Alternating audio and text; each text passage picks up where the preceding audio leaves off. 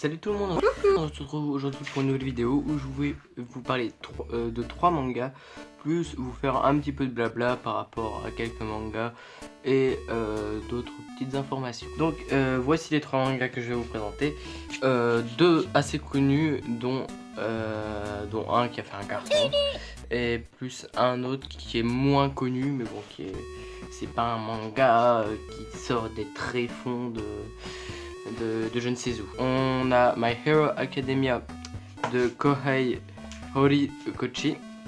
On a les 2 tomes de Legend of Revolution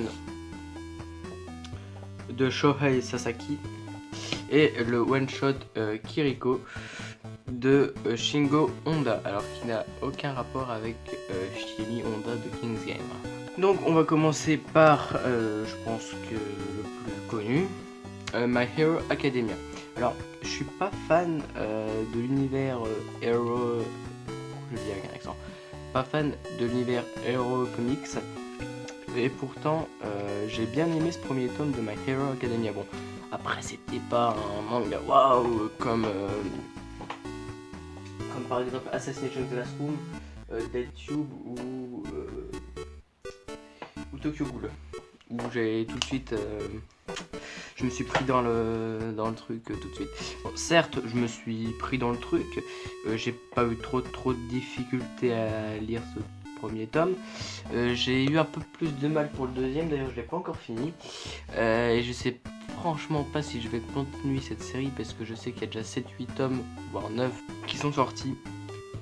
Mais en tout cas, ouais, bon, ça plaît à certains, il y en a certains qui sont fans. Moi j'aime bien, mais bon, je suis pas fan. En tout cas, j'adore le personnage de Izuku Midoriya et le All Might. Je revenais plus sur son nom. Ouais, donc pour ceux qui veulent savoir un peu, en fait, dans le monde de My Hero Academia, 80% de la population possède un super pouvoir qui est appelé Alter. Malheureusement, Izuku Midoriya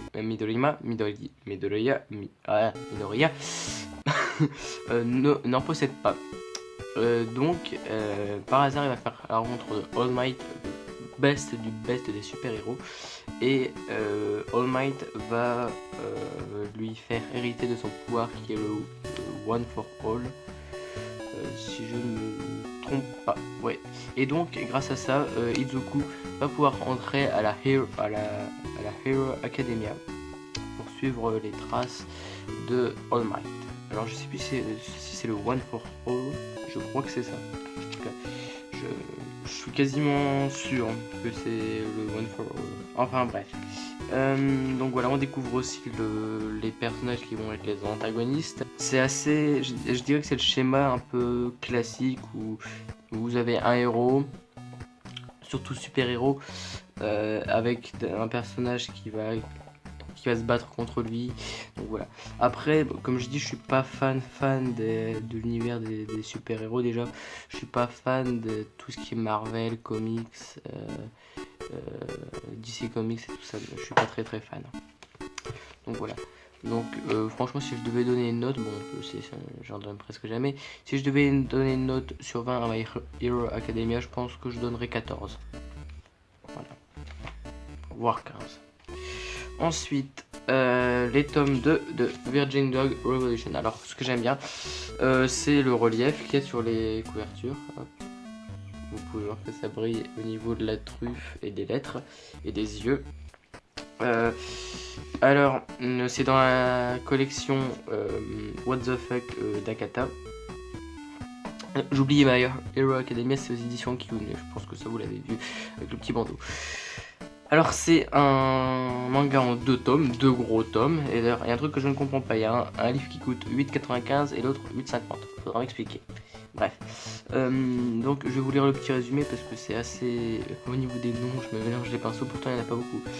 Alors, quand à travers tout le Japon, les animaux de toutes sortes commencent à s'en prendre aux humains, c'est le signe qu'une nouvelle ère s'annonce.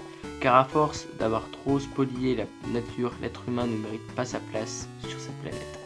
Menacé par leur leader, Sadao, l'homme-chien puceau, les espèces animales se soulèvent. Pourtant, derrière sa télé, un japonais ex-catcheur croit reconnaître dans le chef de cette révolution un de ses anciens amis. Et si les destins du monde étaient entre ses mains. Alors franchement, Pour avoir un avis complet, un truc plus détaillé, je vous conseille la vidéo de Lin Sotaku sur ce manga Virgin Revolution. Je sais plus s'il avait fait une vidéo entière sur ce sujet ou s'il l'avait présenté dans un de ses book hauls, mais en tout cas je me souviens, c'était son avis qui m'avait donné envie de lire le livre. J'en avais déjà entendu parler, mais je savais pas si... Parce qu'en feuilletant le bouquin, c'est pas que j'aime pas, mais les dessins, ils sont trop... C'est un style de dessin qui est pas forcément convenable à tout le monde. Déjà, c'est pour public averti, et ça j'en conviens, il y a des scènes de nus, des scènes où c'est assez trash. Il y a une scène d'ailleurs là. Ouais, je vais pas vous la montrer parce que quand même c'est pour ma vidéo, ça doit être tout public. Mais voilà, c'est pas à mettre entre toutes les pattes.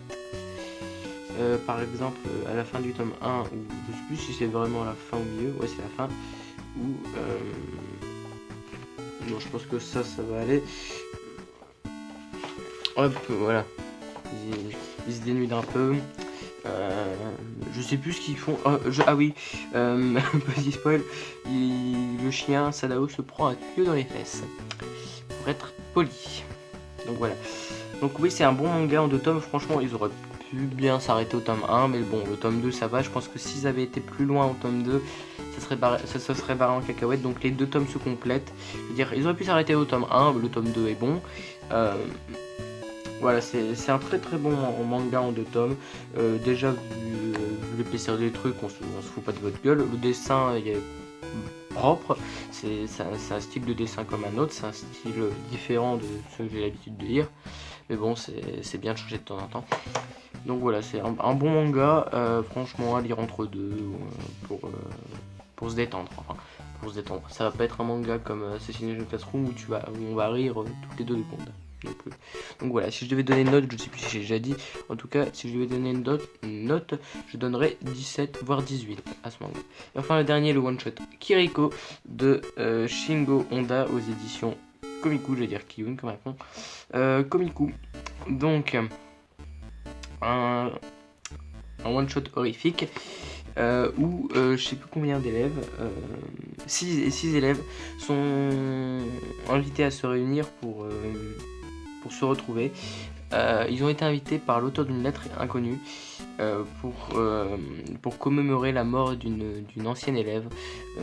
Alors je sais pas pourquoi ils lui ont donné le surnom de Kiriko, mais je sais, elle s'appelait Setsuko attendez, il y a la lettre là, voilà, Setsuko Okumura. Et déjà dès la première page, cette lettre est arrivée un mois avant le 16e anniversaire de la mort de Setsuko. Setsuko Okumura, notre idole à tous, a quitté ce monde à l'été de ses 15 ans. Et en fait, ils vont se faire tout bonnement décapiter. Je sais qu'il y en a une fille qui fait un peu... Je trouve qu'on retrouve un peu, par contre dans ce manga, on retrouve un peu les clichés des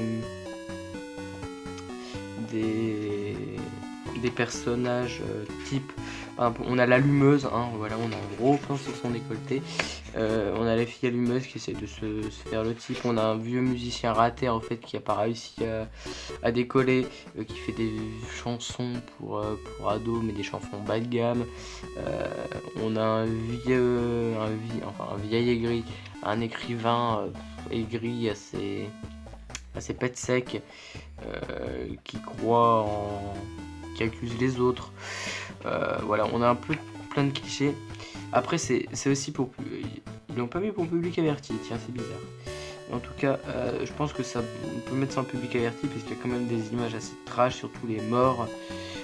Par exemple là, il y en a un qui se prend une barre de piano en plein dans la mâchoire, ça. Donc voilà. Et bref, franchement, parmi tous les one-shots que j'ai lus, il n'y en a pas beaucoup, il y a Hideout qui était excellent, que je vous conseille aussi avec Kiriko. C'est un peu dans la même veine, je trouve. Enfin, le dessin c'est pas du tout le même, c'est un dessin beaucoup plus noir, beaucoup plus sombre, Hideout, mais j'ai adoré. Franchement, je pense que c'est un de mes one-shots préférés. Ensuite, on a le conte de Monte Cristo qui était un excellent one-shot si vous voulez connaître le conte de Monte Cristo autre que les 2 ou 3 gros pavés de Alexandre Dumas. Je pense que c'est un super one-shot, enfin je pense, c'est un super one shot, le comte de Monte Cristo. Ensuite en one shot on a Springald aussi, qui est vraiment pas mal. Springald, j'ai bien aimé les dessins. Bon, après Kazuhiro Fujita, je sais qu'il est sorti Ghost and Lady, mais franchement ce manga, bien que très épais, je trouve que le dessin c'est le même, mais au niveau du texte c'est très serré, j'arrive pas, je sais pas, ça donne pas envie de lire. Autant il y a beaucoup de texte dans tout ce qui est Bakuman, Death Note, Platinum End un peu moins, d'ailleurs je vous en reparlerai tout à l'heure de Platinum End. Il y a beaucoup de texte dans Death Note, Bakuman, et pourtant je veux dire ça donne envie de lire, c'est assez, même s'il y en a beaucoup, c'est assez aéré de temps en temps. Mais là, Ghost and Lady, je trouve que c'était assez compact, c'était dur à lire. Mais donc, ouais, franchement, en one shot, je vous conseille Kiriko, Springald et Hideout. Après, il y a aussi le Comte de Monte Cristo, et ça, c'est un genre différent, c'est roman assez.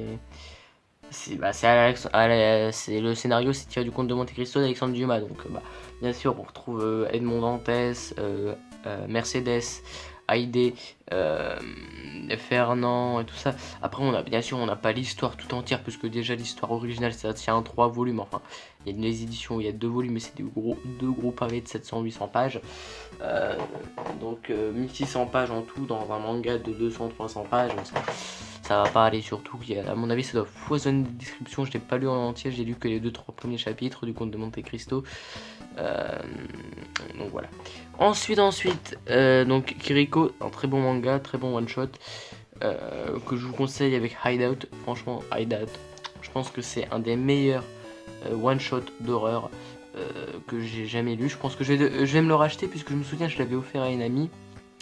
C'est comme le tome 1, enfin le tome 1 de Death Note j'avais aussi offert, mais je pense que je vais me racheter Hideout, parce que franchement ça c'est un super manga, j'aimerais bien relire. Ensuite niveau manga, je vais vous parler un petit peu des achats, des achats que j'ai fait et que je n'ai pas fait, puisque je suis allé à la bibliothèque, dans un magasin qui fournit des mangas. Oui, pardon. Donc, alors les achats que j'ai fait récemment, on a là où, je sais pas si vous voyez, le tome, le gros pavé A Link to the Past et Zelda Majora's Mask. Je ne sais plus du nom de l'auteur, mais c'est un gros pavé. Ensuite on a Kashimashi Girls Meets Girls.